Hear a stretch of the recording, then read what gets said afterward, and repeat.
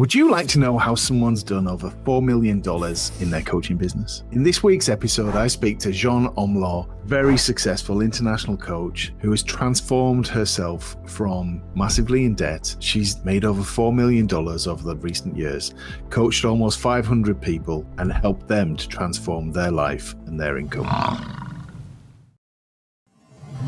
So, what brought you into coaching? So 13 years ago, you made a change. Why did you get involved in coaching? It was really necessity, I'll be honest. I was a newly solo parent. I had a 1-year-old and a 4-year-old, and I thought, well, what am I going to do here? Because I was in New York City, and I thought I have got to do something. I couldn't send my kids off to childcare. I was an older mom, and I was going to be with my kids. So I was doing the whole New York shuffle, kids in the subways and all that. And I thought, I got to do something sustainable. What am I good at? I thought, I've always been really good at counseling and coaching people on various things. They always listen. I thought, kind of a natural at that. And I got certified for life coaching, and that's how I got started. And I did the whole offline shuffle, marketing, networking events for 8 years. And that's what actually kept me poor. How did it keep you poor? Because there's a very limited amount of money you can make if you have to go out into the world and network. And this is what I used to do. When you go to a networking event, you're meeting very few people relatively. And very few of those actually need a business coach. And then maybe a few, you get some cards, and then you follow up, and maybe they'll get on a call. So it's watering down the ratio of who could be your client.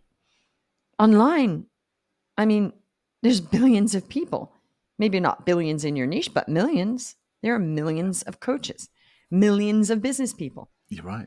And I've seen a huge change. I used to do all face-to-face networking. It was the best thing that happened back in 2020. The world suddenly got comfortable with Zoom calls and being online. And I used to target people that were within an hour's drive of my office. So I had a very localized business, very localized pool of people that could be potential clients by moving online. And I've seen that with the expansion of our network now. So with online networking, and there's two things here. One is, I think a lot of people used to go networking, and still do, go networking looking for clients. So they look around the room, whether that's in person or online, and go, no, they're not my client. They're not my client. Oh, no, I'm in the wrong room. And I encourage people to go networking to find referral partners, people that they can collaborate with who all deal with the same clients. So if you can find the right pool of people who are your kind of people, who are all servicing the similar clients. Then I found that a waste of time, to be honest, and nobody ever said that. I'll be really honest. I found that the hugest waste of time. BNI was the hugest waste of time. I went to a couple. I don't want to have to sell other people's services if I don't really know them. It can ruin your reputation. Yeah. So I was like, wait a minute. I got to get, in those days, it was not online. I got to get up at 5 o'clock in the morning, get babysitters for my kids, get out there and meet a handful of people. And then I got to go sell their stuff. Why? And I could just spend that time selling my stuff. See, because I'm different. I don't mind selling my stuff. There's a lot of people that want you to sell their stuff for them because they don't know how to do that. It's broken. And I don't know these people. I don't know you're the best accountant. I would never refer an accountant to somebody if I hadn't actually used them myself. And I got referred to an accountant from a colleague of mine, and I didn't know it was somebody in her BNI network. And I thought, oh, he's amazing. And I said to her, is he your accountant? No. I said, well, why did you refer me to somebody that's not your actual accountant? Because if you really like him so much, then why wouldn't you make him your accountant and leave your accountant? Silence. So it's broken because she had to go sell him. Literally, a lot of people operate in a way where it's like, hey, I want you to do something for me, but it's what's in it for them. So it is rare to find a human being that's like, yeah, I just really want to help your business. And if you have something for me, that doesn't happen. It's usually, Jeanne knows people, you're a hub, and refer people to me. I'm like, whoa. So it rarely works because human beings, generally are very self-centered. Generally. So how did you make it work then? What changed? I got online. I just freaking got online. I'll be honest. I got online before COVID, thank God. And I mean that. I mean, actually, thank God. I got on online before COVID, because this is what happened. So I moved to the Midwest, and I had a great offer, and I was doing the massive, and I became an ambassador for one of the local chambers, right? All of that, 2 years, just massive networking. I thought, this is not working because I'm client poor. There's not enough leads. And I've been sort of waiting to get online, but I've been through a divorce and it was hard to like do another whole thing during a divorce. So I got over that, got back to feeling like myself. And I thought, that's it.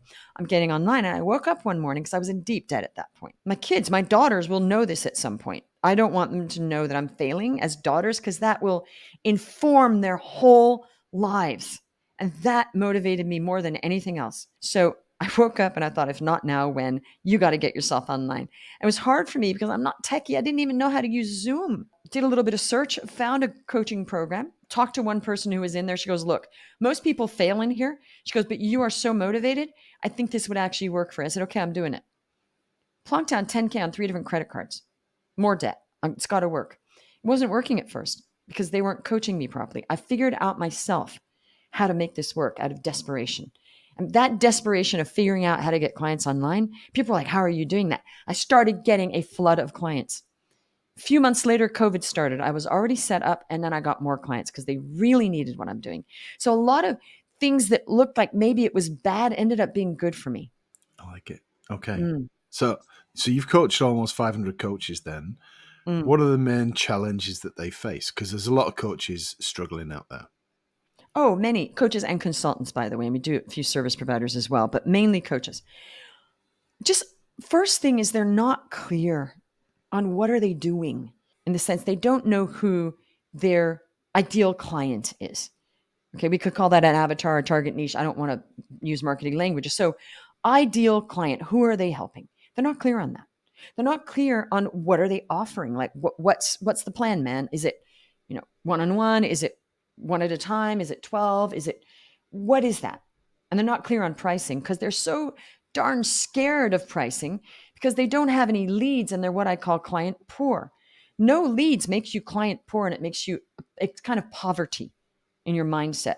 Well, I have no clients, I have no leads. So what you do when that happens, you bend over backwards and like a pretzel to try to please those few people that are getting on a call with you. So it's like a desperate thing. Well, okay, I'm going to make it like, so I get this client. This is no way to live. And I've been there. No criticism here. I have been there with the offline thing. I was like, oh, it's horrible. You live your life in anxiety, not really living your life because you can't be fully present for your kids because you're worried all the time.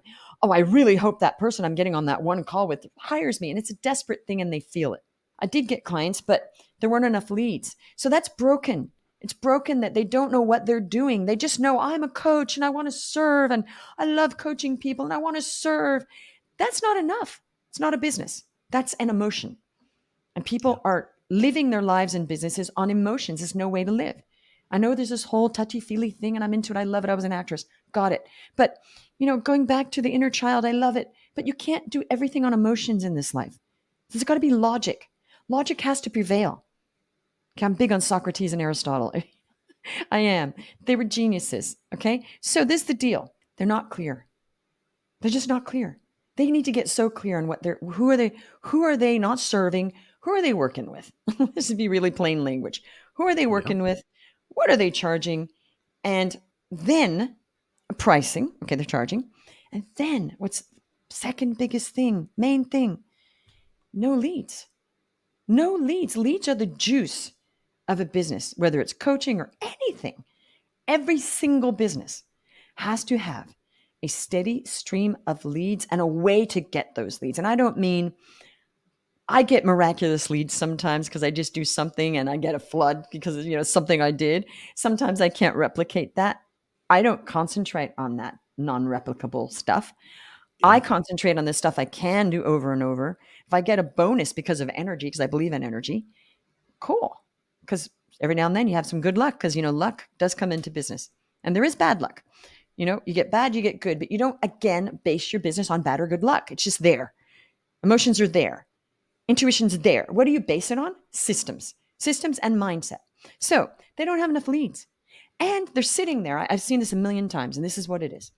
Every day they get up and they're heavy. There's heavy feeling. Oh my gosh, I know I'm a good coach. I love coaching. I have maybe 1 or 2 clients, maybe none. I'm going to turn up on social media and pretend that everything is okay, but my heart is heavy. It's like a stone. I'm feeling it right now because I used to go through this. I really want the clients. I really need the clients. I'm going to pretend I don't need the money, but I really do because I'm failing here. And my husband's sick of me spending money on all sorts of stuff and branding and all that stuff. And I really want to make this work. because I really want to help people and I want to make this my business and I don't want to go back to a job. Boom. Okay, that's what's going on here. What's missing is they haven't found the right person to help them get leads without ads. That ads are broken. You need such a huge, huge budget for ads. And even the people with the huge budgets, they do a lot of back end stuff to test and test. So what's missing? Clarity. That's the first thing. What's missing is a system for a steady stream of leads that you can go out and get yourself, and you get better and better at that. And you have control over your life. Control. You can't control whether people are doing it, but you have enough numbers, you know, your ratios that I go out in social media and I do this much work, and generally I'll get 1 or 2 clients or 3 or 4. Then you test a lot of stuff and you're experimental and creative. Okay. And the other thing is they don't know how to sell. Yes. They just don't know how to sell. And I don't mean that icky thing of then you hear sales like, like, oh no, now I got to, no. I want to get rid of that idea of sales, that it's icky and manipulative. That's not how I sell. I literally just say, hey, what do you want? They tell me. I go, what are you doing currently? Uh-huh. Okay. Can I fix this or not? Yeah, I can. Okay. You want me to show you how? Sure. This is what we do. Whole system, 0 smoke screens, like complete transparency. They ask a billion questions if they want. I tell them the price. I say, do you want to do this or not? They say yes or no. That's my sales call. Because I'm getting I don't want to feel like I started to learn sales that were a little manipulative, and I thought, I'm not doing this. I don't care how expert sales coach guru you are. I don't agree. And we're allowed to not agree with how things are going. And you know what? I get a lot of clients doing it my way, so it works. So I think there's a lot of, I'm an iconoclast. You've got to reject stuff that you don't agree with. Just say, no, I don't agree with that. I'm going to figure out something better. I'm going to figure out how to sell and just be honest. It works. People love that because people have a really strong BS radar now. Okay. Yes. And they're tired of the, hey, I'm going to sell you something. And, what would that look like if? I never say, what would that look like if? We know that's marketing and coachy. What do you want? And they're like, sometimes they cry. They go, nobody ever asked me what I want. It's key. And people are afraid of saying what they want as well for fear of being judged. But it's okay to want what you want. We all want something. Why are we pretending all the time that we don't want stuff? We don't want stuff, that we don't care about stuff, that we're failing hard. It's okay to fail. I failed 1 billion times in my life. I failed way more than I've succeeded, but my successes have overridden. I've lost a lot of money on investments, but I made more than I lost, so I'm good. People are concentrating too much on, the fact you have a business. Put your big boy pants on or your big girl pants on, because the fact you have a business means there will be problems every single day. If you can't handle that, you're not big enough for your business. And that's the problem. They're not being told how to be business people, that it's not all sunshine and roses, and we're only happy when things go well. We're saying, hey, again, I have a business. Therefore, things will go wrong today, probably. And I'm just going to overcome all of that and have a great day anyway. And I'm going to solve them all. I'm going to have the most happiness I can in this business, because it's never going to be complete happiness. Of course, I have problems in my business. We have hiring problems sometimes. People don't do the work sometimes. They do sometimes. We have all sorts of problems. Bad clients, good clients, you name it. That's just part of the whole ride. If you expect that everything is going to be perfect, don't be a business person. Stop right this moment. Yeah. And I think the other challenge that people face is, so not having that clarity on their vision, their ideal clients, their sales process, how they're going to generate leads, but they get stuck in a job that they create for themselves by not letting other people help them, by not building a team. And we touched on this before we started.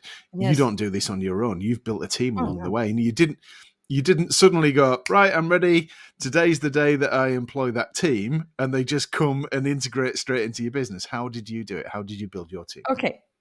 I have always taught from the very beginning, before I just coach, because I used to coach all businesses.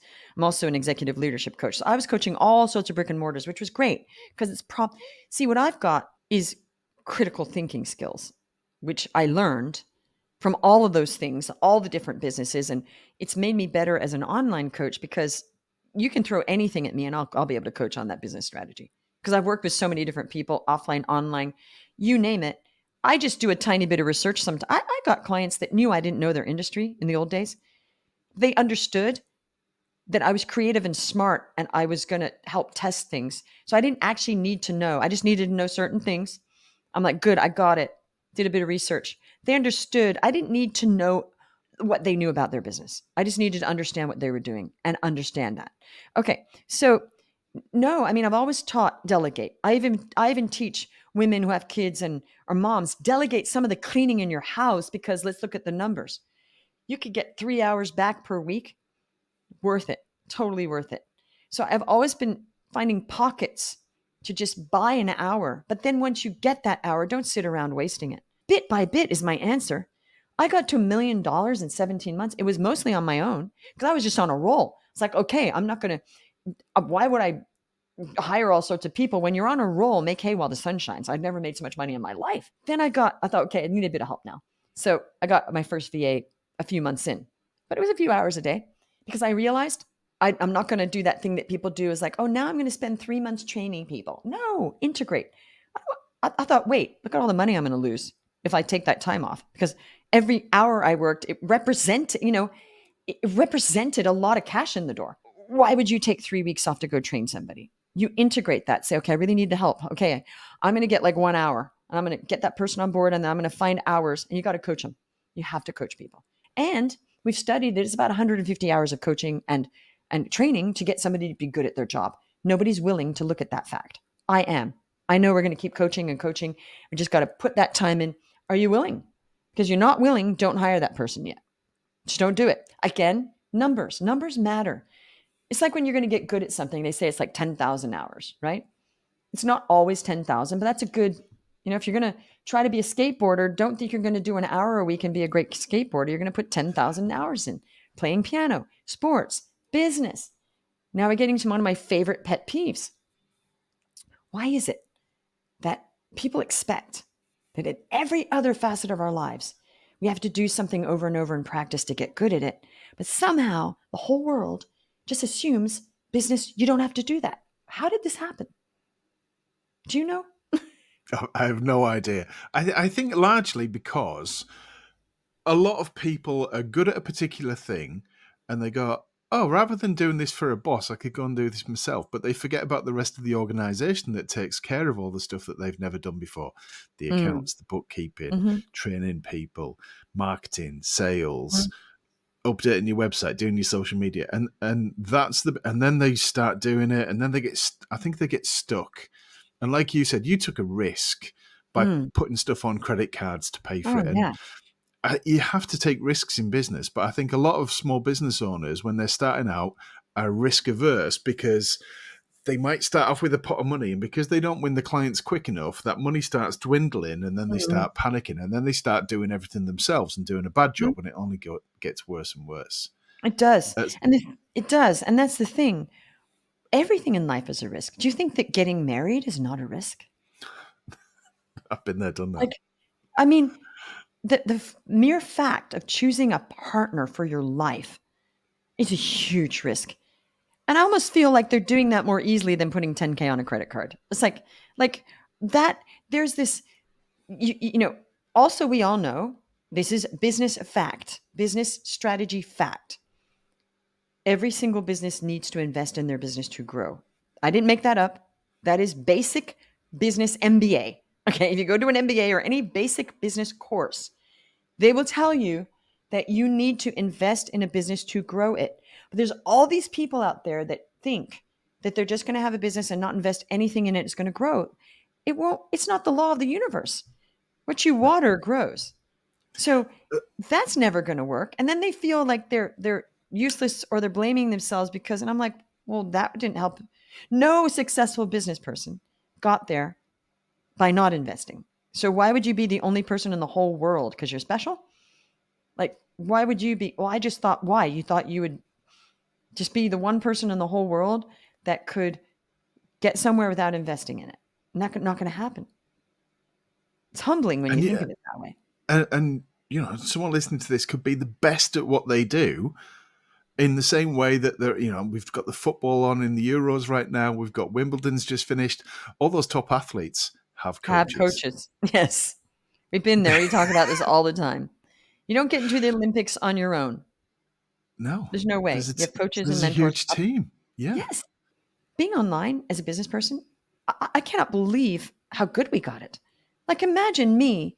I would never have made almost $4 million if I were offline. That never would have happened. I'm sorry. It never would have happened. I would have had to be like, the next Tony Robbins for that to happen. Like, it would be Yeah. one in a million. The unicorn. You have to be the unicorn. It would Maybe be I'd be like the writing a bestseller 20 years right. ago when you had to find a publisher and you had to get Yes. somebody to then distribute it and market it, whereas now Yep. we're in control of our future. Exactly. The fact that, I'm so grateful every single morning I wake up. I just thank God for everything we have. Like, what a gift that I've made all this money and I've helped all those people without leaving my home. Like, that was unheard of. That's amazing. People take it for granted. They should be like embracing that and saying, wow, I have this great opportunity that's free. Online, the coaching costs, but free advertising, free market research, free getting free leads. It's insane. And they don't see it, that how blessed we are that we have these leads that people would have died 4 years ago. Can you imagine? I can create thousands of, we create hundreds of leads every day, okay, on all different platforms. People aren't grateful enough. They aren't really seeing what is, because they aren't really getting out of their, like, they're not really being a child in that way, like childlike in a good way. What if they stepped back and said, wait a minute, 10 years ago, could we even do this? No, we couldn't. Even 10 years ago, it was not what we're doing now. 20 years ago, for sure not. Okay. Look at what would have happened if I were a coach 20 years ago. Only networking events. Nobody made the money.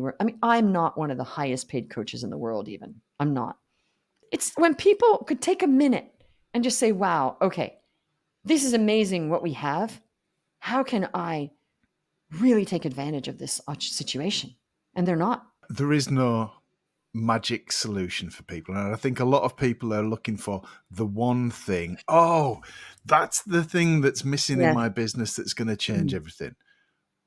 What would you say to someone that's listening to this that's feeling stuck? They've not got, I would love to do that thing, but I haven't got the money.